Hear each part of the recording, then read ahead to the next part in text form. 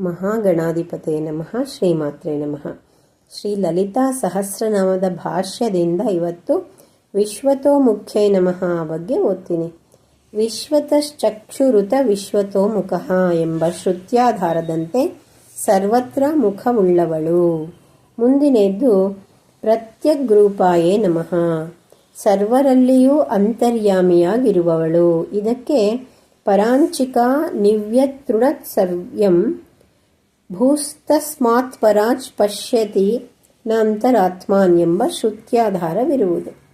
ಮುಂದಿನದ್ದು ಪರಾಕಾಶಾಯೇ ನಮಃ, ಆಕಾಶಾಂತರ್ಗತವಾಗಿರುವ ಕಳಾಸ್ವರೂಪಿಣಿಯು ಮತ್ತು ಪರಬ್ರಹ್ಮ ಸ್ವರೂಪಿಣಿಯು.